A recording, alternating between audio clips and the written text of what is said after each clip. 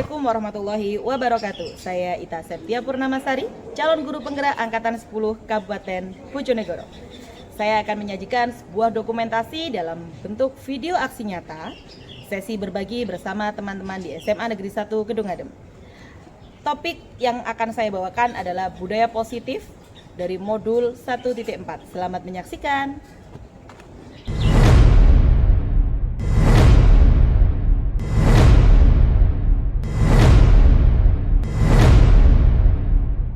Assalamualaikum warahmatullahi wabarakatuh.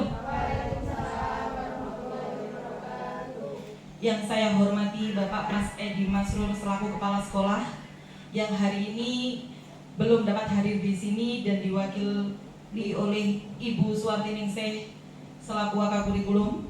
Yang saya banggakan dan saya cintai teman-teman semua yang sudah menyempatkan hadir bersama kami untuk melakukan, mohon maaf, aksi nyata kami dari calon guru penggerak Angkatan 10 Kabupaten Bojonegoro. Assalamualaikum warahmatullahi wabarakatuh. Untuk kelancaran acara siang hari ini, mari kita berdoa dengan niat yang baik. Semoga acara ini lancar dan bermanfaat untuk kita semua. Ala kulli niyatin hadis sholihah. Al-Fatihah.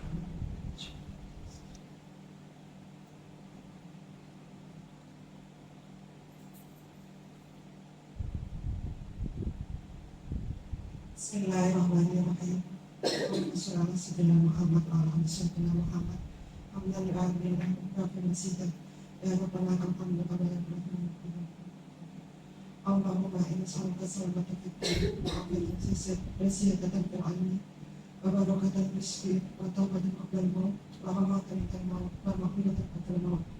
Allahumma hadina ala siratal mustaqim wa shukruka wa ta'ala إنك أنت الوهاب ربنا ظلمنا أنفسنا وإن لم تغفر لنا وترحمنا لنكن من الخاسرين ربنا آتنا في الدنيا حسنة وفي الآخرة حسنة وقنا عذاب النار سبحان ربك رب العزة عما يصفون وسلام على المرسلين والحمد لله رب العالمين. Al-Fatihah. Terima kasih Bu Lirin. Assalamualaikum warahmatullahi wabarakatuh. Saya berdiri nggih. Ibu-ibu yang dirahmati Allah, hari ini kita bertemu dalam kegiatan aksi nyata dari para CGP SMAN 1 Kedung Adem. Semoga kita selalu dalam lindungan Allah Subhanahu wa Ta'ala, selalu dirahmati, rahmat, sehat, dan sebagainya. Shalawat serta salam semoga senantiasa tercurahkan ke junjungan kita Nabiullah Muhammad Sallallahu Alaihi Wasallam. Bapak Ibu, saya mewakili Pak Edi selaku Kepala Sekolah karena hari ini beliau ada undangan di SMAN Kalitidung. Nah, untuk para CGP di sini saya mendukung sekali kegiatannya yang sudah dimulai dari sejak awal. Ada lokakarya, kemudian ada pendampingan individu yang sudah berjalan 2 kali dan sekarang rangkaiannya adalah aksi nyata. Semoga kegiatan para CGP ini nanti akan menular kepada Bapak Ibu yang lain untuk bisa mengikuti seleksi calon guru penggerak. Selain Bu Ririn dan Bu Ita Septia, nanti di angkatan berikutnya sudah ada calon-calonnya, yaitu Bu Atika, Bu Mutia, dan Bu Sugi Budi Utami. Nah, untuk nanti angkatan berikutnya saya mendorong Bapak Ibu guru yang lain untuk bisa mengikuti seleksi calon guru penggerak. Ngoten nggih Bapak Ibu. Untuk kegiatan selanjutnya saya serahkan kepada Bu Ririn dan Bu Ita. Semoga sukses sampai nanti akhir dari seluruh rangkaian dari CGP ini. Demikian dari saya akhiri. Assalamualaikum warahmatullahi wabarakatuh.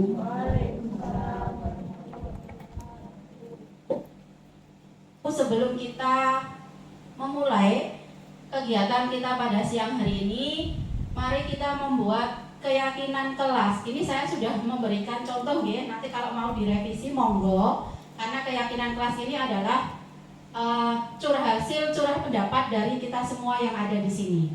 Oke, di sini keyakinan kelas yang saya contohkan pertama, terlibat aktif selama diseminasi atau selama kegiatan kita pada siang hari ini. Kemudian menghormati ketika ada yang berbicara, mengikuti diseminasi dengan penuh semangat dan bahagia. Mungkin ada usulan dari ibu-ibu yang ada di sini untuk merevisi atau menambahkan atau mengurangi. Monggo saya persilahkan. Sudah? Nggih, cukup nggih? Ya, jadi ini keyakinan kelas kita selama kegiatan kita pada siang hari ini. Nah, sebelum kegiatan dimulai, kita akan melakukan ice breaking, yaitu cobalah buka selama 30 detik. Saya meminta kesediaan dari dua ibu-ibu yang hadir di sini untuk maju ke depan. Monggo yang bersedia. Oke, monggo. Bu Novita kalih Bu Mei, monggo. Monggo. Nggih, sebentar nggih. Jadi nanti Bu Novita ini mengepalkan salah satu tangannya. Nggih, Bu Novita membayangkan di kepalan tangannya ini ada sesuatu yang sangat berharga bagi kehidupannya Bu Novita. Bu Novita dengan sekuat tenaga nanti akan berusaha untuk melindungi, mempertahankan kepalan tangannya. Kemudian Bu Mei nanti tugasnya adalah menggoda Bu Novita untuk membuka kepalan tangannya.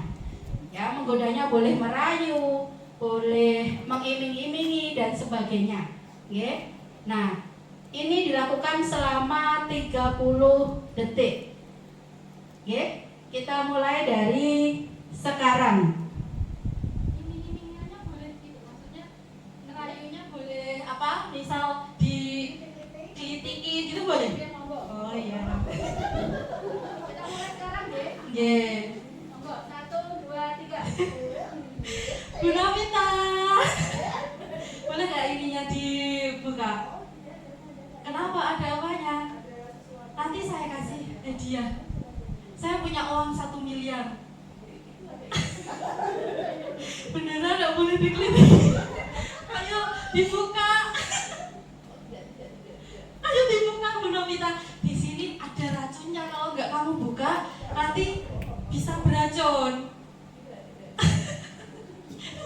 Waktunya habis ya. Terima kasih Bu Mai dan Bu Novita. Tepuk tangan untuk Bu Mai dan Bu Novita. Oke, dari kegiatan yang sudah kita lakukan tadi, ibu-ibu, Bu Novita ternyata dengan kekeh tidak mau membuka telapak tangannya. Dari sini kita bisa mengambil satu kesimpulan. Ternyata siapa yang bisa menentukan Bu Novita itu mau membuka atau tidak membuka kepalan tangannya?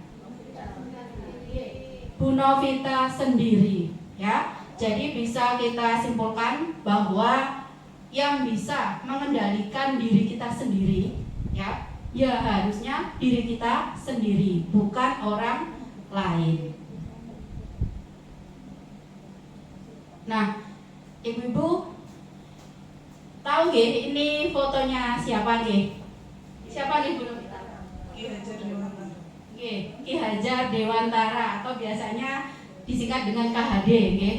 Nah, menurut Bapak KHD, di sini pendidikan bertujuan untuk menuntun segala kodrat yang ada pada anak sehingga mereka dapat mencapai keselamatan dan kebahagiaan yang setinggi-tingginya baik sebagai manusia maupun sebagai anggota masyarakat.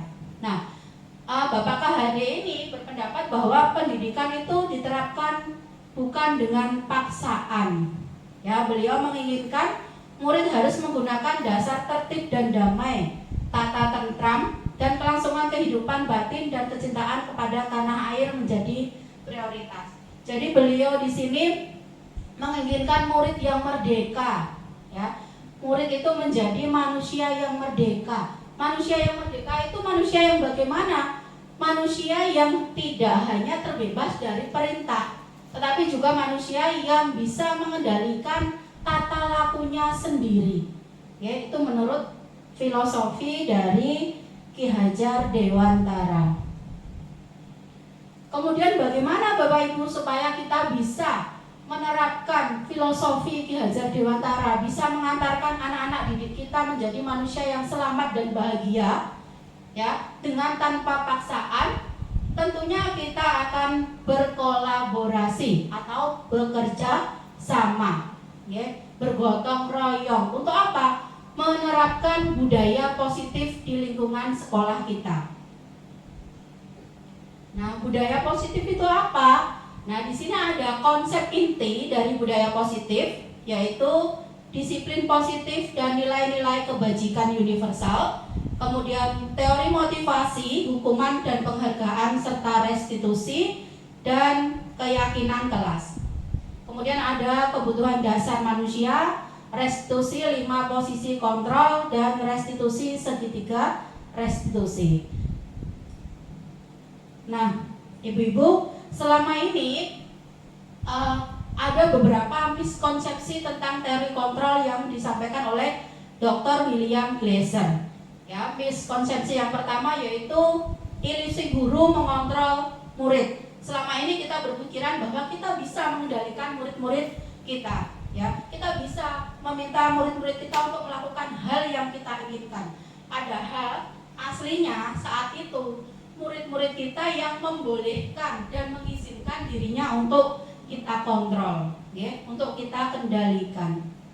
Kemudian ilusi yang kedua, bahwa semua penguatan positif efektif dan bermanfaat. Pasti selama ini kita berpikir kalau kita memberikan hadiah, penghargaan kepada murid itu akan efektif dan bermanfaat bagi murid-murid kita.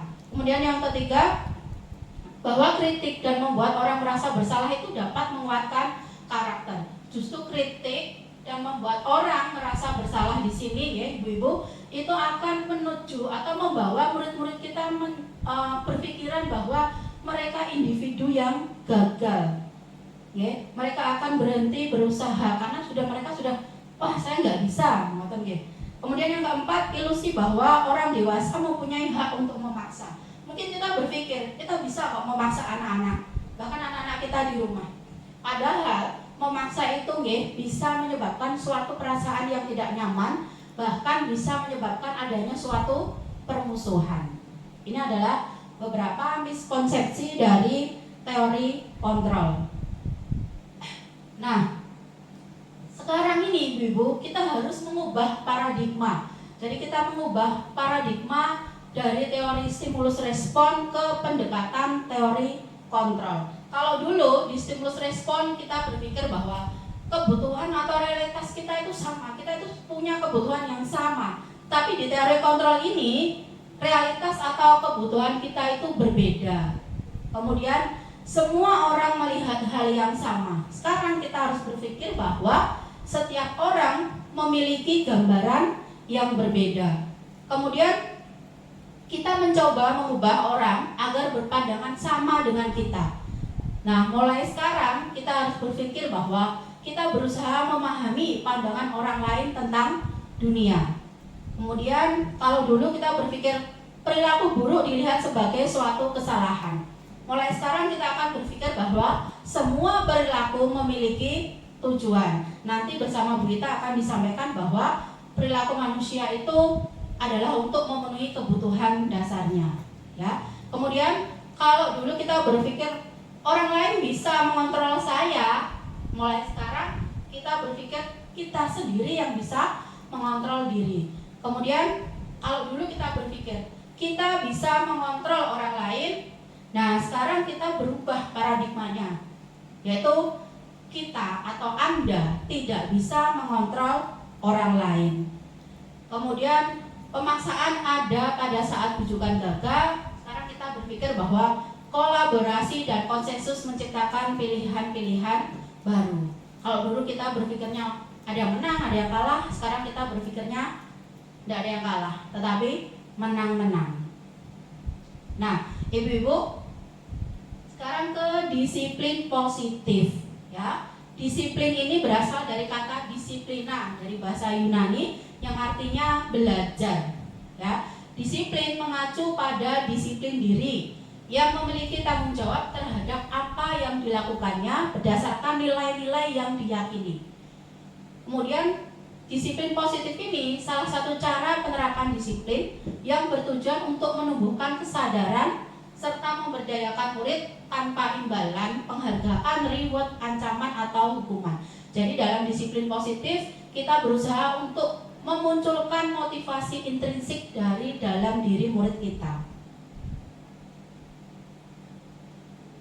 Kemudian apa peran kita sebagai pendidik? Tentunya peran kita adalah menuntun murid menumbuhkan disiplin diri sehingga dapat berperilaku mengacu pada nilai-nilai kebajikan universal dan memiliki motivasi intrinsik, motivasi dari dalam dirinya dalam perubahan perilaku ke arah yang lebih baik. Nah, apa itu nilai-nilai kebajikan universal? Ini adalah nilai-nilai yang disepakati bersama, lepas dari suku bangsa, agama, bahasa maupun latar belakangnya. Misalnya, selama ini ya di belahan dunia manapun pasti mempercayai, meyakini bahwa kita harus saling menghormati. Ya, itu namanya kebajikan universal. Kemudian kita saling menghargai. Itu adalah nilai-nilai kebajikan universal yang diyakini. Nah, ini ada beberapa contoh nilai kebajikan dari beberapa institusi.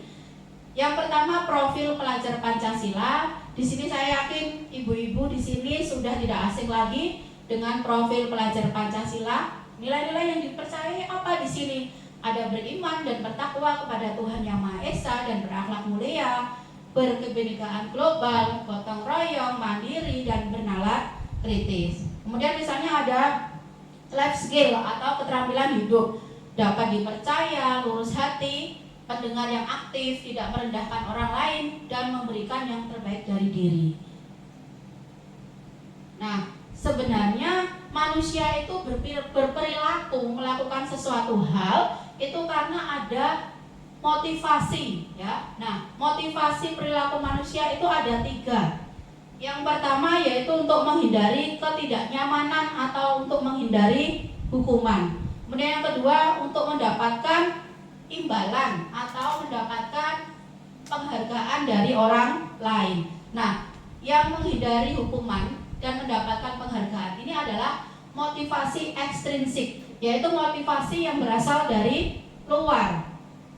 Kemudian motivasi yang ketiga adalah menjadi orang yang mereka inginkan dan menghargai diri sendiri dengan nilai-nilai yang mereka percaya. Saya percaya kok kalau disiplin itu akan mengantarkan saya ke arah yang lebih baik, ya. Maka dia akan berusaha menjadi orang yang disiplin. Nah, motivasi ini adalah motivasi intrinsik, yaitu motivasi yang berasal dari dalam diri kita, dari nilai-nilai yang kita yakini. Nah, ibu-ibu, di sini ada hukuman, ada konsekuensi, dan ada restitusi. Sebenarnya ini banyak, cuma ini saya ambil sedikit saja. Intinya, hukuman. Kalau hukuman itu gini, tidak terencana, tiba-tiba, bersifat searah, dan berupa hukuman fisik atau psikis. Jadi misalnya ada murid kita yang ramai di dalam kelas, kemudian kita meminta murid kita, kamu ramai sekali, silakan push up 3 kali. Nah, itu kan nggak ada 2 arah, dari gurunya saja yang langsung meminta murid untuk melakukan push up. Nah, itu sifat dari hukuman. Kemudian yang kedua, konsekuensi. Kalau konsekuensi ini terencana, disepakati sesuai peraturan, tetapi murid tetap dibuat tidak nyaman. Sedangkan yang restitusi yang sudah sering kita dengar, karena saya yakin Bapak Ibu di sini sudah belajar di PMM. Restitusi ini proses menciptakan kondisi bagi murid untuk memperbaiki kesalahan. Jadi di sini ada kolaboratif antara guru dengan murid, di mana guru itu membimbing murid untuk menemukan solusi dari permasalahannya. Nah, nanti untuk lebih jelasnya dan lebih lengkapnya, praktik praktek restitusi ini akan dijelaskan oleh Ibu Ita Septia. Nah, ibu-ibu, di sini ada 2 pernyataan. Nah, sekarang silahkan yang mau mengemukakan pendapatnya di antara 2 pernyataan ini, mana yang merupakan hukuman dan mana yang merupakan konsekuensi. Monggo ingkang kersa, ibu-ibu. Terima kasih untuk waktu yang sudah diberikan. Lari mengelilingi lapangan basket 2 kali karena terlambat hadir di sekolah adalah hukuman, dan menggantikan kertas tugas teman yang telah dicoret-coret adalah konsekuensi. Terima kasih. Ya, terima kasih Bu Reni untuk pendapatnya. Yang lain bagaimana? Setuju dengan apa yang disampaikan oleh Bu Reni? Setuju. Oke, luar biasa. Aplaus untuk Bu Reni. Nah, ibu-ibu, di sini ada studi kasus ya. Jadi Ibu Anas, guru kelas 2 SD, beliau mendapatkan masalah. Murid-muridnya tidak bisa tertib antri di depan pintu kelas dan selalu berebutan masuk ke dalam kelas sehingga mengurangi jam pembelajaran. Kemudian Bu Anas ini punya suatu ide, yaitu memberikan stiker bintang kepada murid yang mau antri untuk masuk ke dalam kelas. Nah, untuk beberapa saat ini efektif. Nah, setelah beberapa minggu, Ibu Anas ini sakit. Kemudian digantikan oleh Bapak Heru, dan Pak Heru ini tidak mengerti tentang stiker bintang. Dan benar saja, saat didampingi oleh Pak Heru, murid-murid ini kembali berebut dan akhirnya jam pembelajarannya berkurang. Nah, kenapa bisa demikian? Sebenarnya apa motivasi anak-anak kelas 2 untuk berbaris? Kemudian apa ada cara lain supaya murid-murid bersedia berbaris tanpa diberikan stiker bintang? Mungkin ada yang mau menyampaikan pendapatnya. Saya persilahkan, monggo ibu-ibu. Nggih, Bu Mutia, monggo. Bu Mei nyuwun tolong. Nggih, berdiri nggih Bu Mutia. Terima kasih atas kesempatan yang diberikan. Menurut saya untuk jawaban dari pertanyaan apa motivasi anak-anak kelas 2 berbaris, karena diberi reward yaitu berupa stiker bintang. Nah, untuk jawaban yang pertanyaan yang kedua, apa ada cara lain supaya murid-murid bersedia berbaris tanpa diberi bintang? Ada, yaitu dengan memberi motivasi secara intrinsik. Jadi perlu penguatan, perlu motivasi secara intrinsik, bahwasanya budaya mengantri itu sangat penting dan perlu diterapkan di manapun. Seperti itu. Oke, luar biasa nggih Bu Mutia. Terima kasih, aplaus untuk Bu Mutia.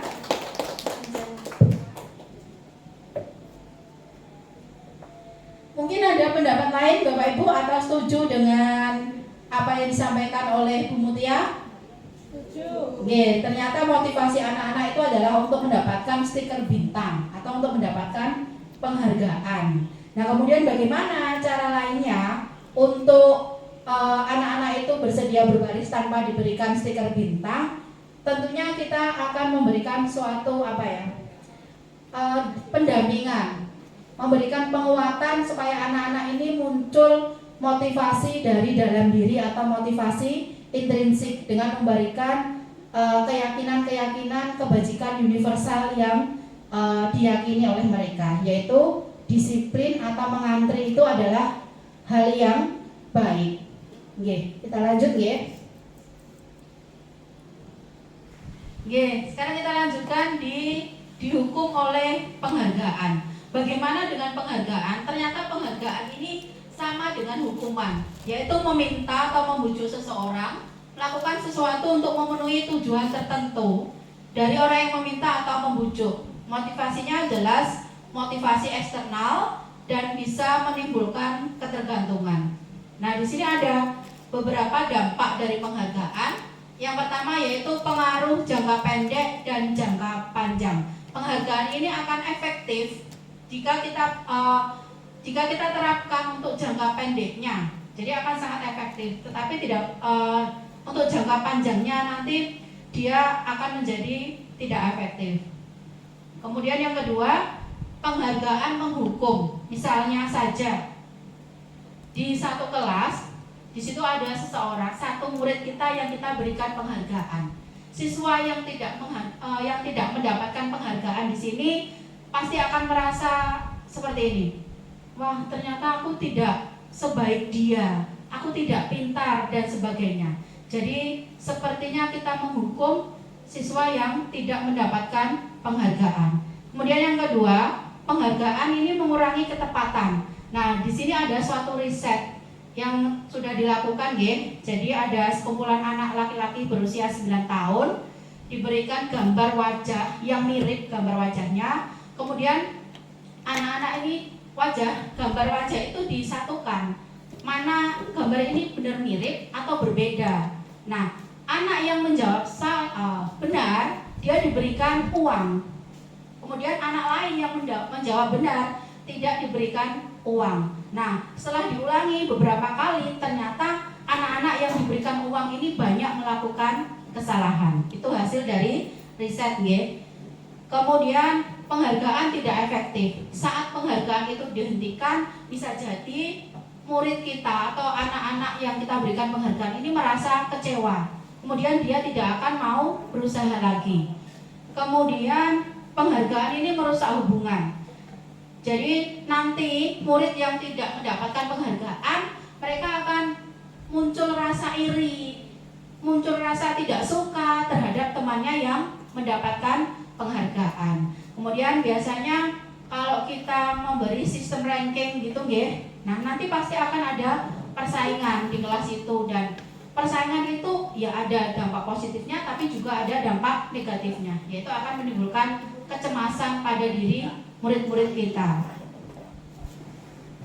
Nah, jika kita mau memberikan suatu penguatan atau apresiasi, alangkah baiknya kalau kita memperhatikan beberapa hal ini, yaitu memberikan pengakuan secara khusus, secara pribadi. Jadi kita bisa memanggil murid kita di satu ruangan gitu untuk kita memberikan penguatan atau memberikan pengakuan, memberikan apresiasi tanpa diketahui oleh murid yang lain.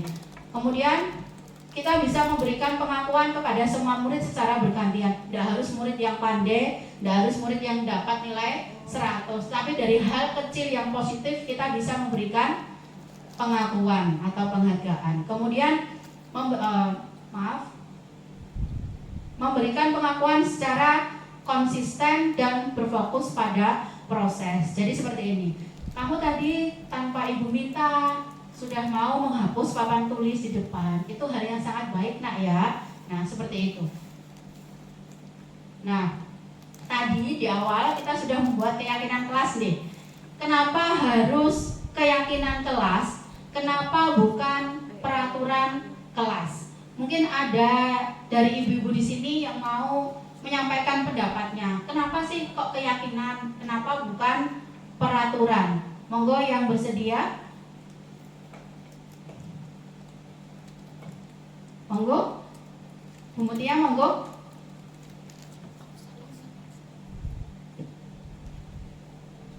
Ya, monggo Bu Mutia. Menurut saya, mengapa kok dinamakan keyakinan kelas? Karena bersifat dua arah. Jadi keyakinan kelas itu dibuat oleh seorang guru dan muridnya. Jadi disepakati bersama dan ada konsekuensinya. Kalau peraturan kelas itu cenderung satu arah saja dan tidak ada konsekuensinya. Menurut saya seperti itu. Ya, terima kasih Bu Mutia. Close untuk Bu Mutia, luar biasa, ya. Ada yang lain mungkin ibu-ibu? Cakep, sama? Ya, saya lanjutkan, ya. Kenapa keyakinan? Karena keyakinan itu akan lebih memotivasi seseorang dari dalam. Karena kita yakin hal ini baik, ya. Kemudian seseorang itu akan lebih tergerak dan bersemangat untuk menjalankan keyakinannya daripada hanya sekedar mengikuti serangkaian peraturan yang tertulis, ya. Nah, di sini ada bagaimana cara pembentukan keyakinan kelas. Saya yakin ibu-ibu di sini sudah mempelajarinya di modul PMM. Yang pertama, keyakinan kelas bersifat lebih abstrak daripada peraturan. Keyakinan kelas berupa pernyataan-pernyataan universal. Kemudian pernyataan keyakinan kelas senantiasa dibuat dalam bentuk positif. Kemudian keyakinan kelas hendaknya tidak terlalu banyak sehingga mudah diingat dan dipahami. Kemudian keyakinan kelas sebaiknya sesuatu yang dapat diterapkan di lingkungan tersebut. Kemudian semua warga kelas hendaknya ikut berkontribusi dalam pembuatannya serta bersedia meninjau kembali keyakinan kelas dari waktu ke waktu. Kemudian prosedurnya adalah mempersilahkan setiap murid di kelas maupun di sekolah untuk bercurah pendapat, kemudian mencatat semua masukan dari murid, kemudian menyusun keyakinan kelas, mengganti kalimat negatif menjadi positif. Misalnya, jangan berlari di kelas atau koridor, diganti dengan kalimat positif, berjalanlah di kelas atau koridor. Kemudian meninjau curah pendapat, meninjau ulang keyakinan sekolah, kemudian setelah keyakinan sekolah atau kelas dibuat, di sini disetujui, ditandatangani, kemudian diletakkan di tempat yang bisa mudah untuk dilihat oleh semua warga sekolah atau warga kelas. Nah, ini ada beberapa contoh dari keyakinan kelas. Misalnya keyakinan kelas 1, setiap anggota kelas perlu belajar. Setiap anggota kelas perlu senam. Kemudian di sini ada keyakinan kelas 7. Okay. Ya, ini ada hormat. Ini adalah nilai kebajikan yang diyakini. Kemudian bunyinya di sini, kami meyakini bahwa sangat penting untuk menghormati semua orang dan barang milik orang lain. Kemudian ada nilai kebajikan berikutnya adalah bekerja. Kemudian ada diterima dan dimiliki. Nah, sampai di sini ibu-ibu pemaparan dari saya. Teman-teman semua, ibu-ibu dan bapak-bapak yang saya hormati, hari ini saya akan melanjutkan materi yang tadi sudah disampaikan oleh rekan saya, Ibu Ririn Mulyani, yaitu tentang budaya positif. Sebelumnya, perkenalkan, kami sampai di titik ini selama ini dibersamai oleh fasilitator kita, yaitu Bapak Yazid Bastomi Eka, dan oleh pengajar praktek Ibu Siti Nurwatin.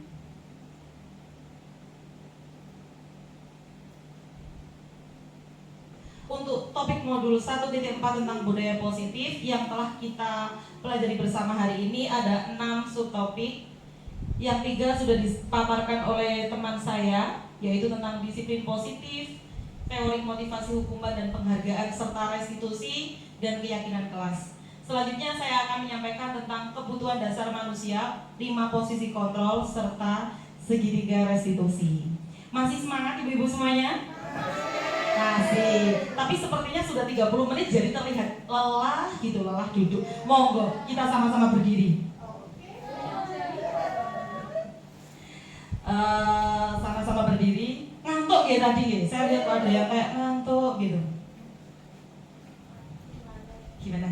Hadap ke kanan. Sepertinya agak berdekatan karena kita harus memegang pundak teman kita. Yes, sudah. Sekarang jangan nepuk temannya, besti, ikuti saya. Nanti kalau saya ngantuk, tolong diingatkan ya. Boleh kok dijilid sedikit saja. Karena kita sudah kasih pesan ke besti kita, mari kita kasih hadiah besti kita sebuah pijatan. Pijatannya pakai lagu.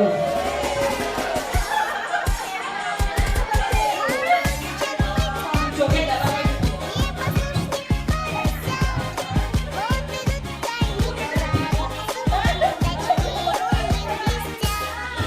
Oh ini pijatannya ini.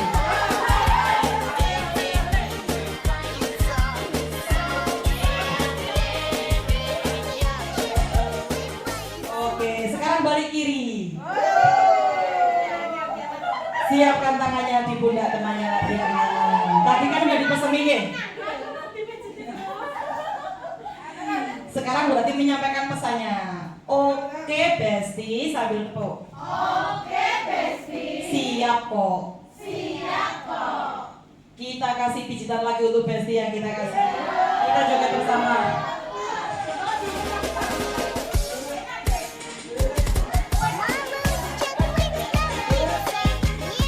Yang lebih kenceng boleh dikasih senjata universitinya.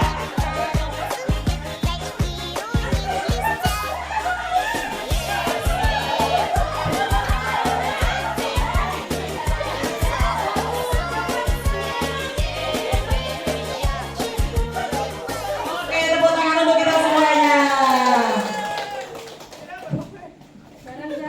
Gimana perasaannya? Spill sedikit saja perasaannya.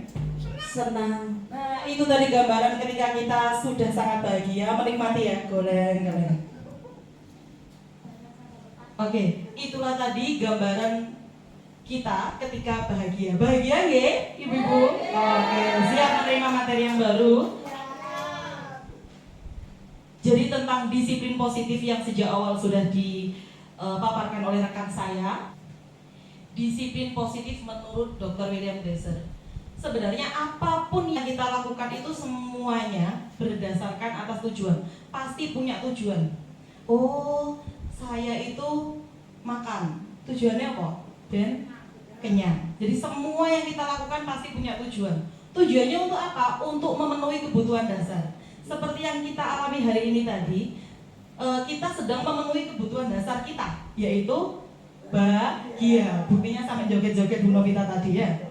Nah, terus apa yang terjadi ketika kebutuhan dasar terpenuhi dan tidak terpenuhi? Ketika kebutuhan dasar manusia itu terpenuhi, maka akan ada perasaan seimbang dan bahagia. Begitu juga yang terjadi pada murid kita.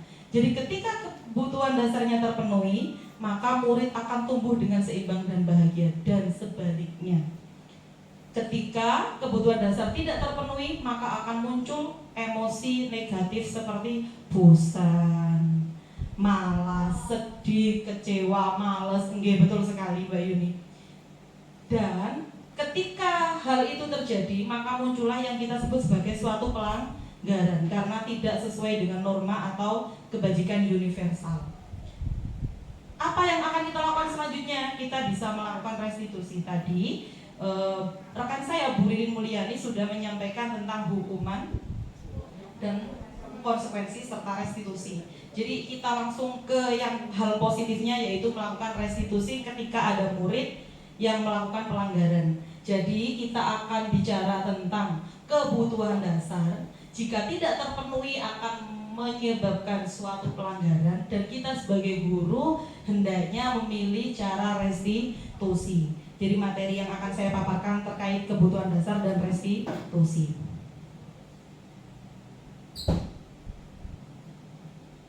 Jadi kebutuhan dasar manusia menurut Dr. William Glasser ada 5. Kebutuhan dasar yang pertama adalah kebutuhan dasar bertahan hidup. Yang kedua adalah kasih sayang dan rasa diterima. Yang ketiga penguasaan. Keempat kebebasan. Dan kelima adalah kesenangan.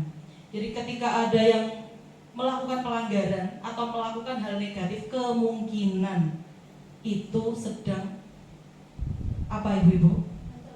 Mencoba memenuhi kebutuhan dasar yang mungkin belum terpenuhi. Sudahkah kita tahu kita sebenarnya butuh apa? Atau sudahkah kita tahu kebutuhan dasar apa yang harusnya perlu kita penuhi? Belum. Oke, mari kita mencoba meraba, menganalisis kebutuhan dasar apa yang kurang, yang perlu kita penuhi. Jadi ada sebuah kuesioner dari hasil penelitian. Kuesioner ini nanti akan dapat menunjukkan kebutuhan dasar apa yang kita butuhkan. Ini bisa kita gunakan untuk menganalisis kebutuhan anak didik atau murid kita yang melakukan pelanggaran. Oh, jangan-jangan si A itu ketika bermalas-malasan ada kebutuhan dasar yang tidak terpenuhi. Mungkin kebutuhan dasarnya adalah butuh istirahat. Nanti kita bisa cari lebih lanjut, kok bisa sih kurang istirahat. Nah, kuesioner ini Bapak Ibu bisa kita gabung di Google Form. Monggo bisa disiapkan HP-nya masing-masing. Linknya bisa saya kirim melalui grup WhatsApp kita. Sampun nggih? Sudah masuk? Nggih, nanti kuesionernya seperti ini. tampilannya ada 4 kuesioner yang masing-masing kuesioner akan mengakomodir pernyataan-pernyataan terkait kebutuhan dasar manusia. Jadi ini yang pertama, kebutuhan dasar manusia akan rasa kasih sayang dan diterima. Nanti setelah panjenengan ngisi, jadi ngisinya harus jujur nggih. Ngisinya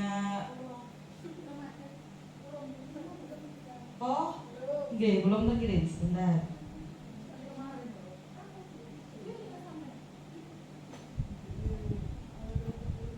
Nggih.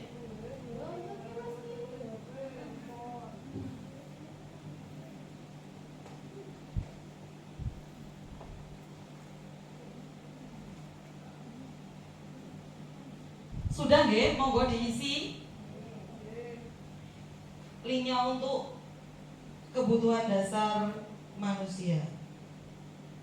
Jadi kebutuhan kuesioner di kebutuhan dasar manusia ini nanti ada 4. Jadi setelah jenengan isi, lihat skor, nanti skornya disimpan dulu, dicatat. Nanti scroll ke bawah akan ketemu link berikutnya. Jadi nanti sampai 4 kuesioner seperti itu. Sampun kemudian proses. Ini juga bisa kita lakukan untuk murid-murid kita.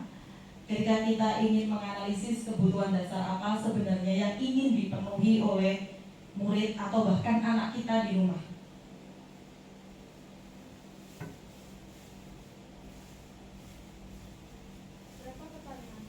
Pertanyaannya tiap kuesioner 10 ini. Nanti nilainya mohon untuk dicatat pribadi.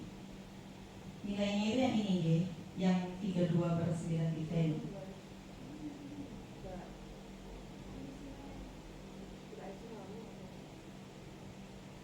Untuk semua pernyataan di situ bisa diisi dengan jujur biar hasilnya pun akurat.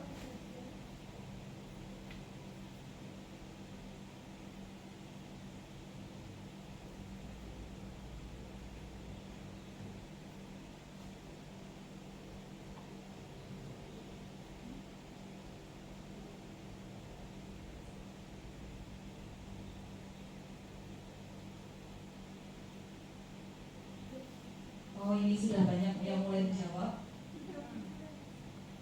di form pertama. Mau dilanjutkan ke form yang kedua, ketiga, dan keempat untuk 3 kebutuhan dasar yang lainnya. Lihat nilai terus scroll ke bawah.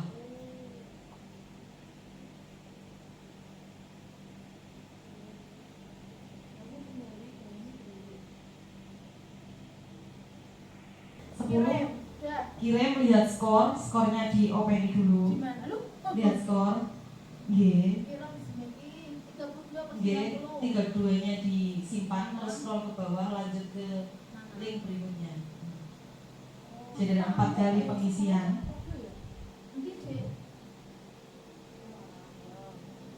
Itu tadi 32.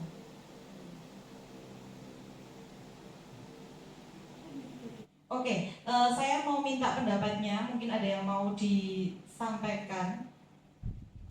Jadi hasil keempat form tadi, ada pertanyaan, lihatlah hasil Anda. Yang mana yang paling besar angkanya? Tadi kita sudah mengisi 4 kuesioner. Kebutuhan mana yang paling tinggi? Apakah hasilnya sesuai dengan yang Anda rasakan selama ini? Insya Allah kalau kita jawabnya spontan, jujur, itu hasilnya akan akurat. Yang kedua, apakah Anda telah bisa memenuhi kebutuhan dasar Anda sesuai dengan tingkatan yang Anda butuhkan? Apa yang Anda rasakan bila kebutuhan Anda tidak terpenuhi? Dan pernahkah Anda berusaha memenuhi kebutuhan dasar dengan cara yang negatif? Monggo yang ingin berpendapat. Dari keempat tadi, kalau bisa saya rangkumkan, yang pertama itu tentang kasih sayang. Yang form kedua, jika nilainya tinggi di yang kedua berarti kita kurang kebutuhan penguasaan.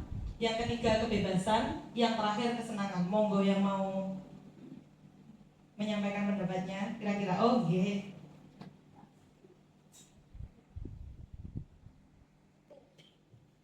Terima kasih atas waktunya. Setelah saya mengisi beberapa kuesioner tadi, ternyata nilai tertinggi yang saya peroleh itu di nomor 4. Di nomor 4 tentang kesenangan. Iya.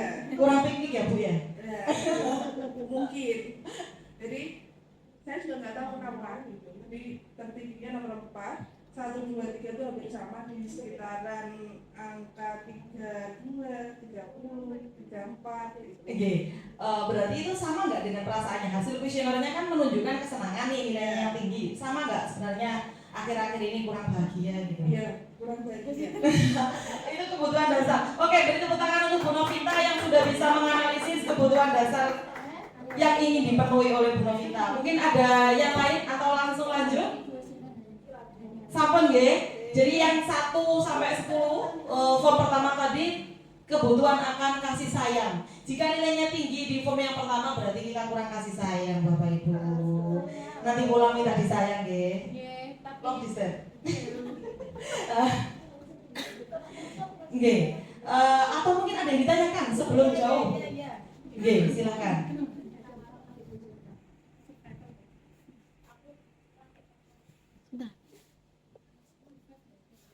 Terima kasih Bu Ita atas waktunya yang diberikan. Tadi kan ada kebutuhan 5 das, ada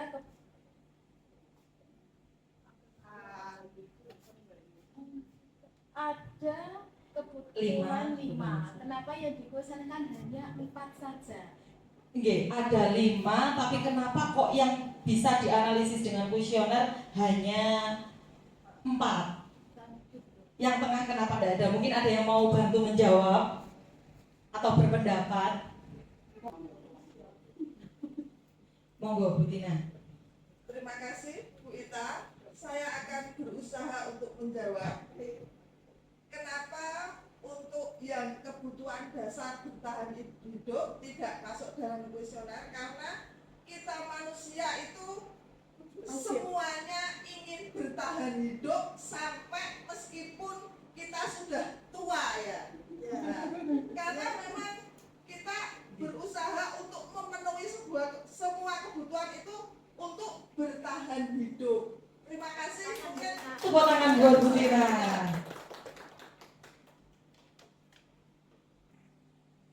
Nggih, bagus sekali tadi pendapat dari Bu Tina bahwasanya kenapa bertahan hidup itu tidak dianalisis sekalian menggunakan kuesioner. Karena bertahan hidup itu merupakan kebutuhan yang paling dasar. Seandainya tidak bahagia, cek urip. Seandainya kurang bebas, dia masih hidup. Kurang berkuasa juga masih hidup. Terus kasih sayang juga masih hidup. Ngoten nggih. Bahkan orang yang tadi sudah tua, sakit pun masih pengen hidup nggih. Ternyata kebutuhan hidup ini tidak hanya dimiliki oleh manusia yang berakal, Bapak Ibu nggih, tapi dimiliki oleh semua makhluk hidup. Jadi, untuk bertahan hidup itu kalau bisa dipisah, kebutuhan bertahan hidup itu merupakan kebutuhan fisiologis dan biologis. Seperti itu. Sedangkan untuk 4 yang lainnya itu masuk ke ranah psikologis. Itulah alasannya kenapa yang 4 bisa dikuesionerkan, yang 1 OE katakanlah gitu, minimal harus bertahan hidup itu adalah kebutuhan fisiologis dan biologis, termasuk kebutuhan reproduksi, mempertahankan kelangsungan agar tidak punah.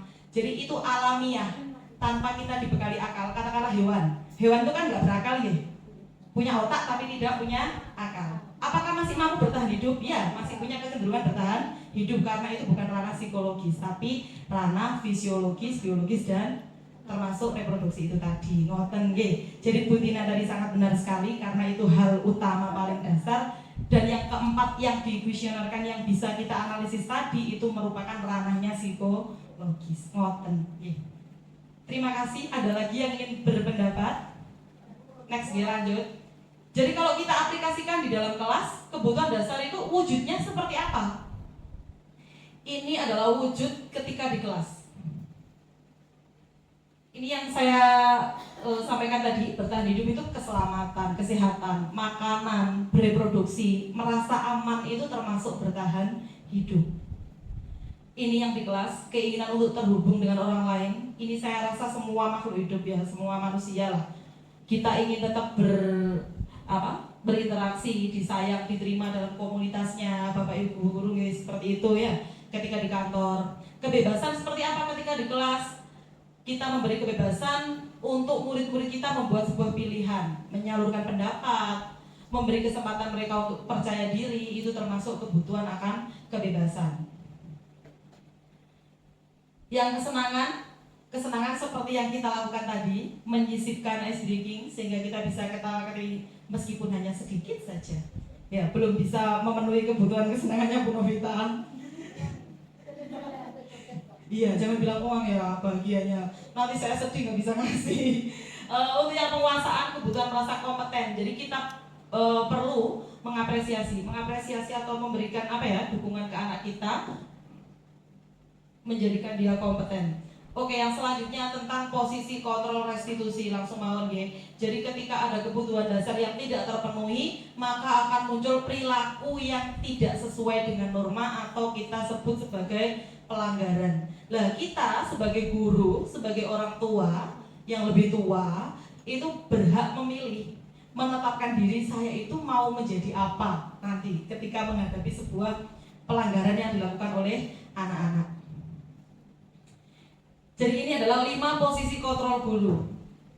Nah, 5 posisi kontrol ini apa saja? Yang pertama ada guru itu berposisi sebagai penghukum. Insya Allah ini sudah tidak ada di gedung ngadem, tidak ada ya. Yang kedua, pembuat rasa bersalah. Yang ketiga, posisi sebagai teman. Yang keempat, posisi sebagai pemantau. Dan kelima, posisi sebagai manajer.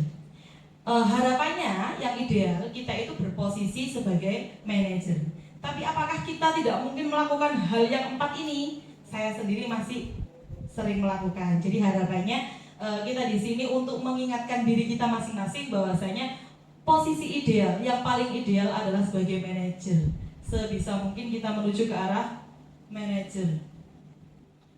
Ngapunten Bu Ririn.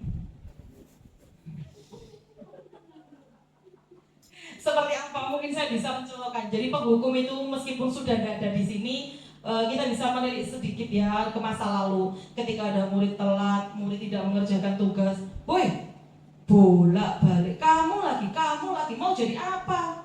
Salah setiap hari, hidup untuk salah. Nah, naudzubillah min dzalik, itu adalah posisi sebagai penghukum. Tanpa tahu alasan kenapa telat, kenapa nggak nugas, guru itu langsung membentak dengan mimik muka yang menyeramkan. Menurut versi anak-anak ya, padahal cuma acting. Menyeramkan, itu adalah posisi penghukum. Seperti yang rekan saya tadi sampaikan, bahwasanya hukuman itu membuat sesuatu yang tidak nyaman karena ujuk-ujuk mendadak. Yang kedua adalah posisi pembuat rasa bersalah. Ini ada yang kita kelihatannya halus ketika menyampaikan, tapi makjleb nih orang ngarani ya. Orang sini bilangnya makjleb. Jadi posisi pembuat rasa bersalah itu gini. Kamu gak kasihan toh sama saya tuh sudah berangkat pagi, kamu gitu lagi, ya Allah. Terus sampai kapan, mau jadi apa kamu? Anaknya kira-kira seperti itu, kalau kita ngomong seperti itu, anaknya gimana Bu Tari? Akan merasa bersalah seperti itu. Apalagi kalau gurunya itu sangat dihargai dan dihormati. Terima kasih Bu Ririn. Nggih, sedih. Jadi ini justru meskipun tingkatannya kedua setelah penghukum, pembuat rasa bersalah ini paling mengena di hati. Ini kalau sampai terjadi, maka mental anak kita akan kerdil, langsung menciut, takut ngapa-ngapain, kreativitasnya tidak berkembang. Intinya yang kedua ini jangan sampai dilakukan. Saya mengingatkan diri saya sendiri jangan sampai melakukan ini tadi. Yang sebagai teman ini friendly, bahasanya itu santai, pakai senyum. Kamu ngapain kok telat? Ya sudah, nanti biar ibu tangani absen kamu. Nah, itu sebagai teman. Kira-kira kalau sebagai teman senang nggak Bu Mai? Senang, jadi anaknya tidak merasa terhukum, merasa takut dan lain sebagainya. Ternyata yang menurut Bu Maisaro, tepuk tangan dulu menurut Bu Maisaro, tidak merasa terhukum. Tapi apakah itu bisa menjadikan motivasi intrinsik? Ternyata besok guru PKT berubah, bukan bestinya. Ganti Bu Tami, yang kemarin Bu Sugi, yang sekarang Bu Tami. Oh, satu nama ya. Ganti mat tentang apa yang terjadi di benak murid. Walah, besok dititeni. Diingat-ingat kalau Senin saja saya telat, soalnya bestiku. Kalau Selasa takut karena Bu Tami. Kalau Senin kan Bu Sugi. Ngoten nggih.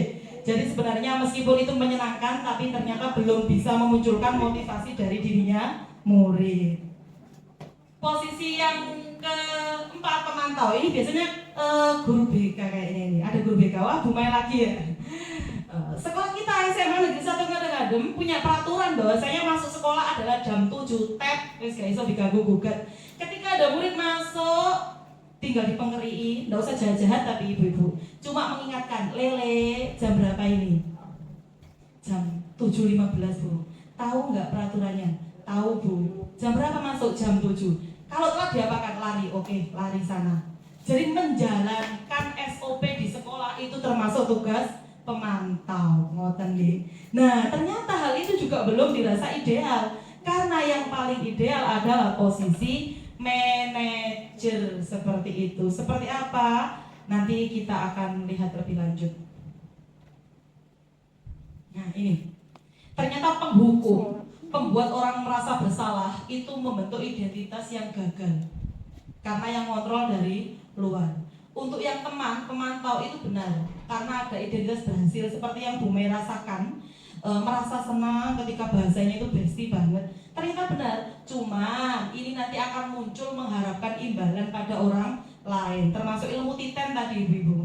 Niteni nek bestiku, gurunya bestinya ya nelat-nelat, kalau nggak bestiku ya kencengnya. Jadi ada proses imbalan di sana. Yang terakhir yang kita harapkan tadi adalah posisi paling ideal sebagai manajer. Bagaimana sebagai manajer itu? Yang pertama mengajukan pertanyaan-pertanyaan. Kenapa kok telat? Alasannya apa? Kira-kira seandainya nggak telat bisa nggak? Bahasanya santun. Dan ada satu syarat lagi, biasanya dipanggil tersendiri di tempat yang nyaman seperti itu. Di kantin tempatnya nyaman? Bisa mungkin ke ruangan khusus ya yang adem, ya nggak bikin emosi seperti itu. Apa yang kata-kata yang mungkin dilontarkan oleh si guru yang berposisi sebagai manajer? Nah ini, apa yang kita yakini? Kamu yakin kalau telat itu benar? Nah seperti itu. Jadi ini akan membentuk identitas yang sukses. Nanti murid akan muncul rasa menghargai diri sendiri bahwasanya besok saya tidak telat itu karena saya ngajari diri saya sendiri. Yang diharapkan itu endingnya seperti itu, Bapak Ibu nggih. Nah, ini ada contoh-contoh kalimat pernyataan dan mempertanyakan kira-kira ketika mengutarakan kalimat ini kita itu sedang berposisi sebagai apa? Ini, yuk coba menganalisis melalui Mentimeter. Monggo, ini bisa diketik langsung menti.com. Nggih. Lagi. Ampun masuk Menti. Saya tak buka Mentimeter saya. Yang mau kita analisis adalah kata-kata ini nggih, yang saya kecewa sekali dengan kamu. Kamu tidak pernah benar melakukannya. Ayolah lakukan demi ibu. Sampun masuk Mentimeter. Kita buka. Kita nggih, nunggu kode nggih. Ini saya buka dulu Mentinya.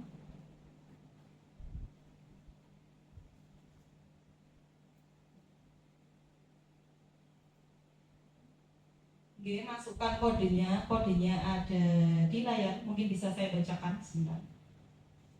5413 6396. Sampun. Saya kecewa sekali dengan kamu.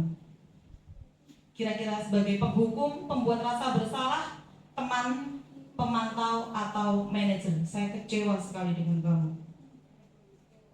Oke, monggo. Menti.com. Oh, nggih, ada yang sebagai teman, ada yang membuat rasa bersalah. Nggih. Next ya. Untuk pernyataan kedua, kok kodenya 5413. Nggih, 6396. Nggih. Next ya, di slide yang kedua. Kamu tidak pernah benar melakukannya. Kamu tidak pernah benar melakukannya. Kalimat kamu tidak pernah benar melakukannya. Oh, penghukum, nggih. Penghukum lagi. Ini adalah kalimat penghukum lagi. Oke, sepakat nggih. Kamu tidak pernah benar melakukannya, itu penghukum. Ada 11 responden. Oke, next ke yang berikutnya. Ayolah lakukan demi Bapak Ibu. Ini kira-kira sebagai apa? Penghukum, pembuat rasa bersalah. Oh teman, nggih. Ayolah lakukan demi ibu. Salah klik. Enggak apa-apa, diklik ulang nggih. Enggak.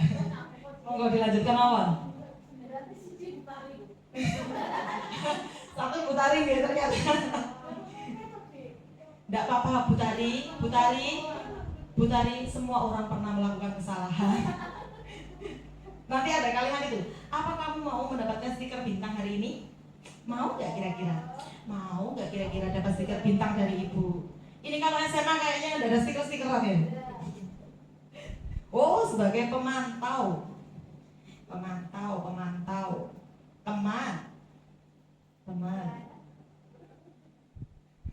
Tapi nggak ada yang penghukum ya. Udah dikasih stiker, dia ada penghukum bisa. Oke, next ke slide berikutnya. Bagaimana kamu bisa menyelesaikan masalah ini? Langsung tinggi pemantau. Nggak jadi manajer sekarang. Mbak tanya lagi.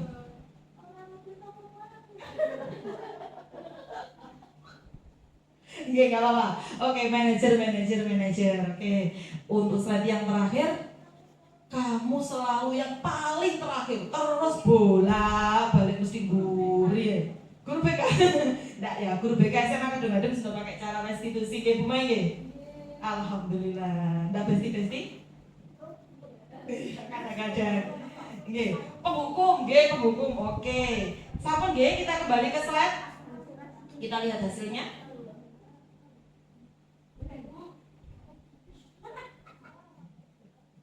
Salah enggak apa-apa Bu Dari. Salah itu hal yang wajar. Oke, hasilnya tadi bisa kita simpulkan tadi sudah menjawab semuanya. Oke, tepuk tangan yang tadi sudah bergabung di Mentimeter. Saya kecewa sekali, ada rasa kecewa itu ternyata posisinya sebagai pembuat rasa bersalah.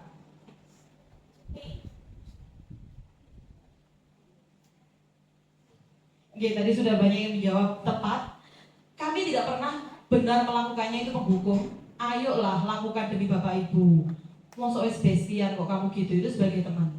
Apakah kamu mau mendapatkan stiker bintang? Itu pemantau, karena stiker bintang itu kemungkinan sudah disepakati. Jadi bentuk rewardnya sudah disepakati di awal, sudah ada SOP-nya, itu termasuk pemantau. Bagaimana kamu bisa menyelesaikan masalah ini? Tanya solusi, bagaimana caranya? Itu posisi sebagai manajer. Yang terakhir, kamu selalu yang paling terakhir, itu termasuk penghukum. Lagi-lagi Bapak Ibu, kalimat-kalimat ini kan tergantung orang yang mengintonasikan, menyampaikan jadi patokannya selain dari kalimat-kalimat yang muncul adalah intonasi, mimik muka kadang ada kan yang menunjuk-nunjuk seperti itu, nah itu yang penghukum. Jadi membedakannya dibarengi bukan hanya kalimat tapi dibarengi dengan hal yang lainnya.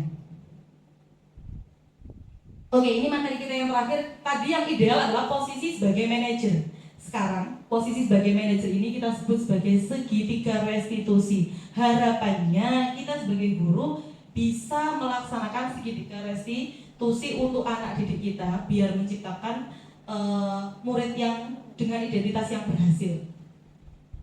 Nah, segitiga restitusi adalah suatu proses dialog. Jadi prosesnya ketika ada pelanggar atau anak yang melakukan kesalahan dipanggil baik-baik, diajak dialog. Dinamakan segitiga karena memang bentuknya seperti ini, ada 3 tahap. Jadi tahap bagian bawah adalah proses menstabilkan identitas. Yang kedua adalah validasi tindakan yang salah. Yang ketiga adalah menanyakan keyakinan. Jadi kalau bisa saya praktekkan sedikit, menstabilkan identitas itu ketika ada anak yang salah, terus kita bawa ke ruangan khusus, ditanya, kenapa melakukan pelanggaran? Oh, enggak apa-apa Bu Tari, salah itu manusiawi. Semua orang pernah melakukan kesalahan, itu masuk menstabilkan identitas. Jadi dia bangga, oh iya, gak apa-apa aku salah, kabeh tahu salah. Iya, bahkan gurunya boleh loh kalau punya pengalaman salah bilang seperti ini, saya juga pernah melakukan kesalahan seperti kamu. Apa yang terjadi pada anaknya? Senang, loh, saya kira jadi guru, ternyata pernah salah ya. Itu menstabilkan identitas. Yang kedua, setelah identitas anak itu stabil adalah validasi tindakan yang salah. Arti validasi itu di sini bukan kok membenarkan ya ibu-ibu, tapi apa? Bukan membenarkan. Di sini biasanya kalimatnya adalah Mungkin ada yang sudah membaca tentang segitiga restitusi. Ini. Kamu pasti punya alasan mengapa kamu kok telat. Tanya alasannya baik-baik, menggali informasi sebanyak-banyaknya. Itu masuk yang validasi tindakan yang salah. Untuk langkah yang ketiga adalah menanyakan keyakinan. Kamu percaya kalau telat-telat itu sesuai dengan nilai yang sudah kita pegang, nilai kebajikan universal. Itu kita tanyakan kembali ke anaknya sampai menemukan sebuah solusi bersama. Kira-kira kalau seperti itu anak kita senang apa mboten ibu-ibu? Senang, merasa dimengerti. Dan ini ternyata pernah saya praktikkan bersama Ibu Ririn. Jadi saya bersama rekan saya sudah mempraktikkan tentang segitiga restitusi. Dan alhamdulillah hasilnya dianggap baik oleh anak-anak, diterima positif oleh anak-anak. Jadi kita di sana praktek segitiga restitusi dengan permasalahan tertentu. Kita lakukan 3 tahap tadi, yaitu menstabilkan identitas, validasi tindakan, dan yang terakhir menanyakan keyakinan seperti itu. Ini nanti ada di YouTube saya, monggo bisa kita lihat bersama. Tapi mungkin di luar sesi, jangan lupa subscribe dan like, komen. Saya promosi YouTube saya. Kemudian yang terakhir, saya ingin meminta pendapatnya atau sebuah refleksi dari apa yang sudah kita pelajari hari ini. Monggo yang berkenan memberikan pendapatnya dari materi yang saya paparkan tadi tentang kebutuhan 5 kebutuhan dasar manusia. Yuni, satu pendapatnya tentang apa yang kita pelajari hari ini. Assalamualaikum warahmatullahi wabarakatuh. Waalaikumsalam warahmatullahi wabarakatuh. Kesan-kesan saya terhadap materi ini, saya sangat senang karena saya dapat menambah ilmu saya dan bisa mungkin nanti akan saya kembangkan untuk pembelajaran kelas saya. Terima kasih. Terima kasih bos untuk kita semua. Harapan sangat mulia dan luar biasa. Selain dapat ilmu, nanti berusaha untuk menerapkan di kelas. Mudah-mudahan kita semua seperti itu, ya. Karena waktu kita terbatas hari ini, mudah-mudahan kita bisa bertemu lagi di kesempatan waktu, kita bisa berbagi atau sharing praktik baik lagi. Monggo, saya dibantu untuk mengisi refleksinya di Padlet yang sudah saya sediakan, sekaligus mengisi daftar hadir. Nanti linknya saya akan sampaikan lewat grup, karena waktu kita juga sangat terbatas. Saya punya sedikit kata-kata untuk mewujudkan sebuah harapan bukanlah hal yang mudah dan akan selalu ada hambatan setiap prosesnya, itu pasti ya Bapak Ibu. Namun yakinlah bahwa dengan berkolaborasi bersama dan bersungguh-sungguh serta konsisten, semuanya akan dapat terwujud. Tepuk tangan untuk kita semua. Assalamualaikum warahmatullahi wabarakatuh.